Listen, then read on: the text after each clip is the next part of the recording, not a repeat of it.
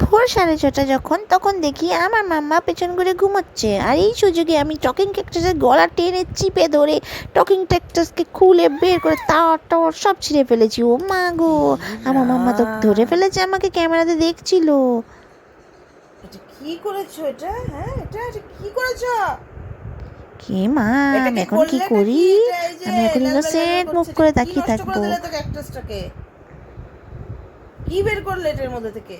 এটাকে কি, এগুলো কি? কি হলো আমি তো এটা? ক্যাকটাসকে খুলে দেখতে চাচ্ছিলাম এটা কি ক্যাকটাসের ভিতরে করলে? আছে এটা কি। এই যে আমি কথা বললে ক্যাকটাসটা। ক্যাকটাসও দেখি আমার কপি এটাকে করে, কি করলে তুমি? এই জন্য তো আমি খুলে নিয়েছিলাম। আর এখন আমি তো নর্মাল বিহেভ করার চেষ্টা করছি, কি করলে? কিন্তু আমার মা কন্টিনিউ আমাকে করলে জেরা এটাকে? করেই যাচ্ছে। এই কি হলো এটা? এটা এই যে লালবাল লালবাল করছে, কি হলো?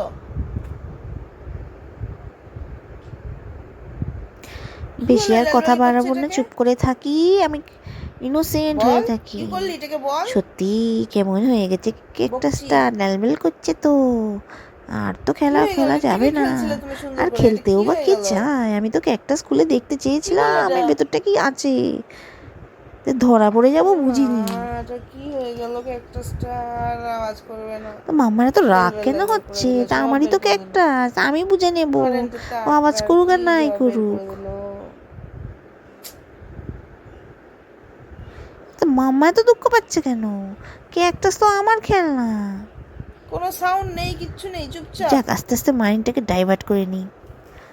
মাম্মা আমাকে ইনোসেন্ট মুখ করে থাকি, মাম্মা এখন অন্য আমাকে এখন আদর করবে আর ভুলে যাবে আমি কি দুষ্টু করেছি।